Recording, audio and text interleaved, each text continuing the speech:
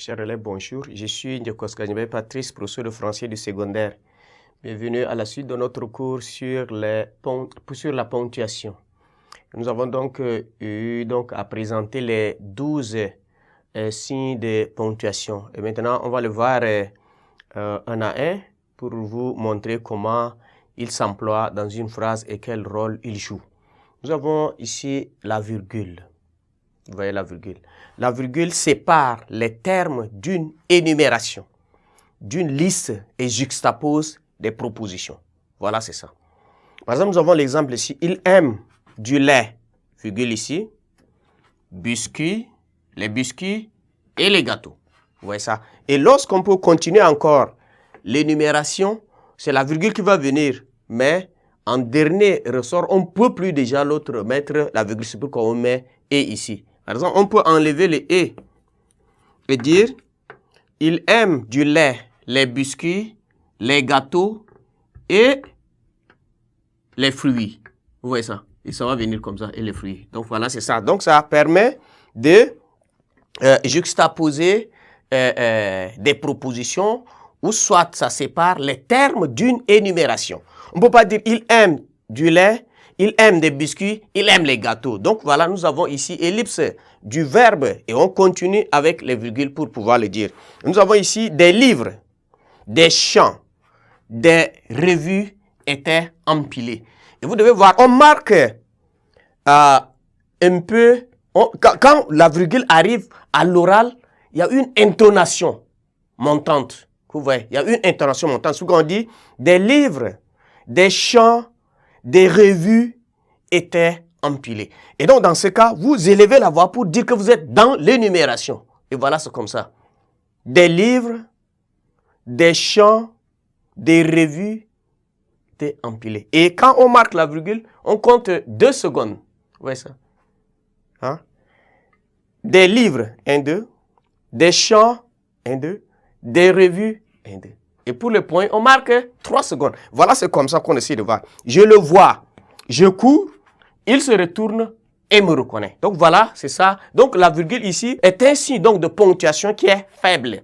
C'est pas fort, c'est faible. Parce qu'il annonce un élément qui va encore venir. Donc voilà ce que vous devez retenir. Au niveau de l'autre des point-virgule, le point-virgule. Le point-virgule ici sépare et juxtapose 2 propositions entre lesquelles il existe un lien. Donc, c'est une pause assez importante dans la phrase. Donc, il n'est pas suivi de majuscules. On dit, explique-toi clairement, tu échapperas à la sanction. Vous voyez ça? Il travaille énormément. Il voulait absolument réussir son examen. Et donc, dans ce cas, le point-virgule ici peut être remplacé par un connecteur logique. Comme vous voyez bien, et on fait cadeau donc de connecteur logique pour mettre point virgule ici. On dit explique-toi clairement. Et vous devez comprendre. Tu échapperas à la sanction. Vous voyez ça? Explique-toi clairement pour échapper à la sanction ou afin de t'échapper à la sanction. Vous voyez ça?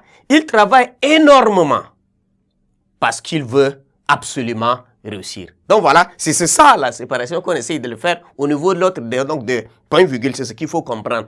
Mais parlant maintenant de 2 points. Donc ici, les 2 points.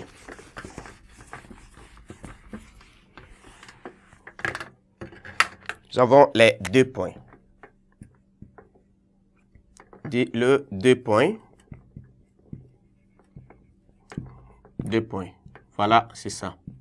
Et les 2 points ici annoncent une énumération, une explication et permettent d'introduire une citation. On peut dire, tu achèteras des radios, des téléphones et des sacs. Vous voyez ça? Là, on est en train d'énumérer.